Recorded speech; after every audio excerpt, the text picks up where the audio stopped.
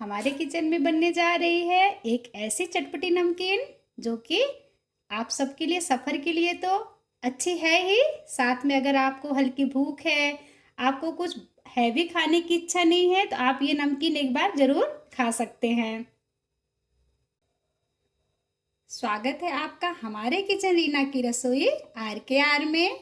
आज हम लाए हैं आप सबके लिए बहुत ही टेस्टी नमकीन जो कि चिवड़ा से बनी हुई है। तो चलिए देख लेते हैं कैसे बनती है। आपको अगर हमारा वीडियो अच्छा लगता है तो एक लाइक तो ज़रूर कर दीजिएगा और वीडियो पूरा देखिएगा। तो चलिए देख लेते हैं रेसिपी कैसे बनती है। नायलॉन चिवड़ा बनाने के लिए सबसे पहले तो हमें ले लेनी है कढ़ाई। इनमें हम डाल देते हैं तेल। तेल हल्का गर्म हो जाएगा। अब इसमें हम डाल देते हैं थोड़ी सी हल्दी। तेल को बहुत गरम नहीं करना है, सिर्फ हल्का सा तेल गरम हो जाए। बहुत गरम में आप डालेंगे तो हल्दी जल जाएगी। इनको हम अच्छे से मिला लेते हैं। हल्दी हल्का सा पक जाएगी। ये नायलॉन वाले पोहे हैं, पोहा या चूड़ा आप जो भी बोलते हो।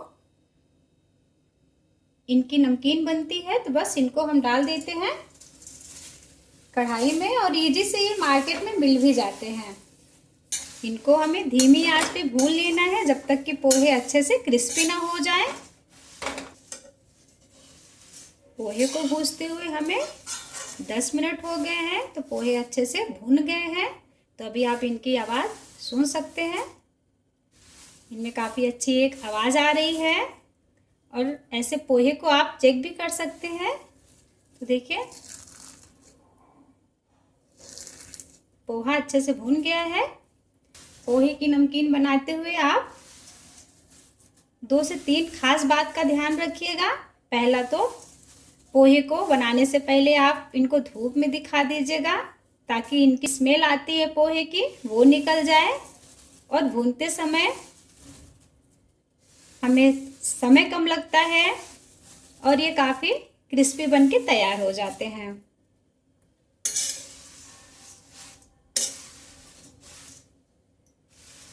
और इनको आप पोहे की नमकीन आप कभी भी बनाइए तो इनको लो फ्लेम पे ही इनको अच्छे से भून लीजिए।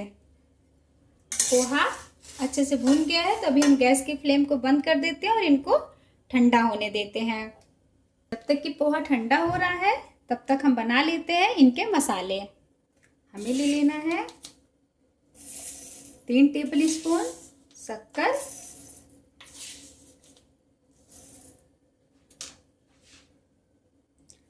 अब हमें ले लेना है नींबू साइट्रिक एसिड। तो इनको भी हम इनमें डाल देते हैं। अगर आपको साइट्रिक एसिड नहीं खाना पसंद है तो आप अमचूर का भी यूज कर सकते हैं। अब इनमें हम डाल देते हैं आधा चम्मच हल्दी। अब इनमें हम डाल देते हैं आधा चम्मच जीरा। अब इनमें हम डाल देते हैं 2 स्पून लाल मिर्ची पाउडर। अगर आपके पास काश्मीरी लाल मिर्ची है तो आप उनको भी डाल सकते हैं। मेरी लाल मिर्ची ज़्यादा तीखी नहीं है, कलर वाली, इसलिए मैं इनको यूज कर रही हूँ। अब इनमें हम डाल देते हैं सौंफ। अब इनमें हम डाल देते हैं 1/4 टीस्पून काला नमक। अब इनमें हम डाल देते हैं नमक जो कि 1 टीस्पून है। अब इनमें हम डाल देते हैं हींग जो कि 1 टीस्पून है। अब इनमें हम डाल देते हैं 1 टीस्पून गरम मसाला। इनका हम एक पाउडर तैयार कर लेते हैं। तो लीजिए सारे मसाले अच्छे से पीस गए हैं, तो एक बार इनको हम चेक कर लेते हैं।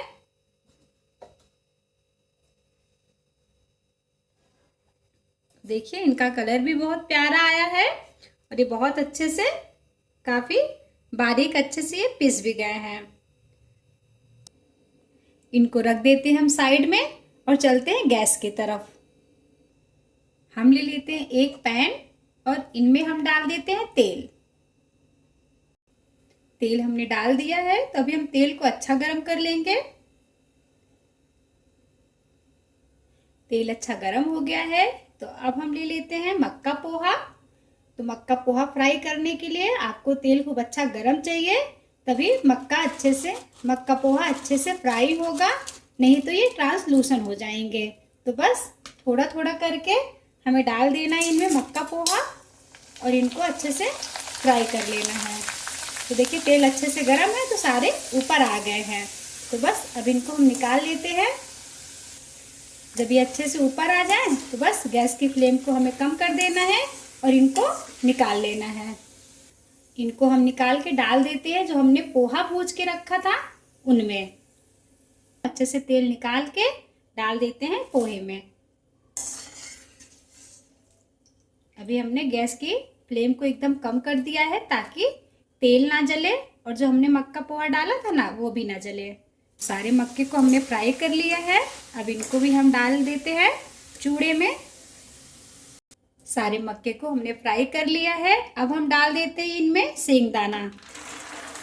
तो सेंगदाने को हाई फ्लेम में नहीं भूनना है, इनको मीडियम फ्लेम पे ही भूनना है ताकि अच्छे से अंदर तक ये अच्छे से भून जाए। तो देखिए सेंगदाना अच्छे से भुन गए हैं, इनकी आवाज़ आप सुन सकते हैं। तो देखिए सारे सेंगदाने का कलर चेंज हो गया है। तो अभी हम इनको निकाल के डाल देते हैं। इनको भी हम निकाल के चूड़े में डाल देते हैं। अब इनमें हम डाल देते हैं चने की दलिया है, इनको भी हम अच्छे से भून लेते हैं।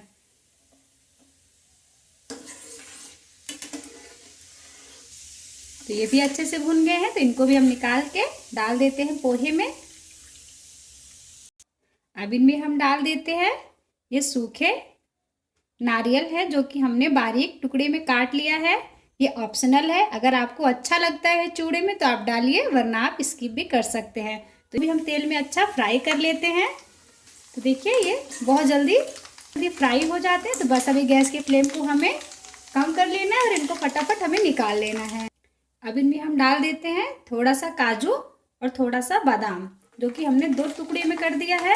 और जब ये ड्राई फ्रूट आप भूजिए तो गैस की फ्लेम को कम करके ही भूजिएगा, वरना ये जल्दी से जल जाते हैं। तो ये भी अच्छे से भुन गए हैं। अब इनको भी हम निकाल लेते हैं। अब इनमें हम डाल देते हैं थोड़ा सा किशमिश और उनको भी हम फ्राई कर लेते हैं। इन सब चीज़ों को हम मीडियम आंच पे ही फ्राई कर रहे हैं। तो देखिए अच्छे फूल गए हैं अच्छे से। तो किशमिश भी काफ़ी अच्छे से हो गई है, इनकी साइज़ भी काफ़ी चेंज हो गई, बड़े बड़े हो गए। तो बस इनको भी हम निकाल लेते हैं और डाल देते हैं हम पोहे में। हमने सारी चीज़ों को फ्राई कर लिया है। तो अभी हमने तेल को निकाल लिया, क्योंकि तेल की क्वांटिटी बहुत ज़्यादा थी। ले लिया है 2 से 3 चम्मच तेल। अब इनमें हम डाल देते हैं 1 चम्मच जीरा और इनमें हम डाल देते हैं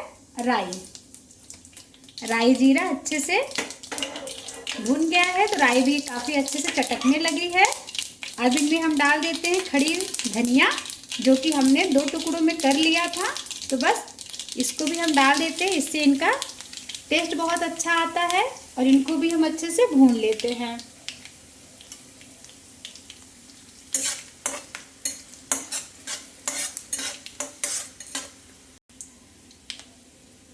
ये मसाले अच्छे से भुन गए हैं। अभी हम इनमें डाल देते हैं बारीक कटी हुई हरी मिर्ची। इनको भी हम अच्छे से क्रिस्पी कर लेंगे। इसी स्टेज पे हम डाल देते हैं कड़ी पत्ता।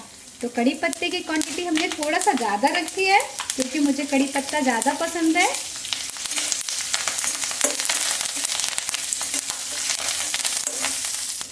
अब इन मसालों को हमें मीडियम आंच पे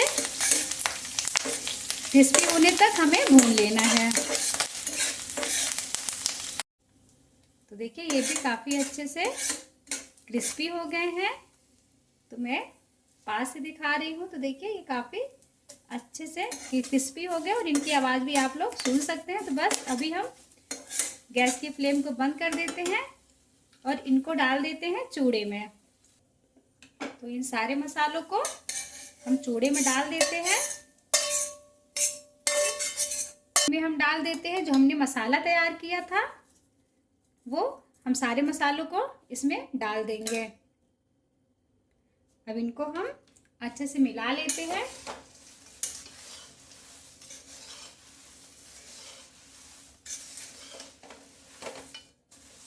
तो गैस की फ्लेम को हमने बंद ही रखा है, गैस की फ्लेम को हमने चालू किया नहीं है, क्योंकि चूड़ा भी बहुत अच्छे से क्रिस्पी हो गया था और सारे मसाले भी अच्छे से पके हुए हैं।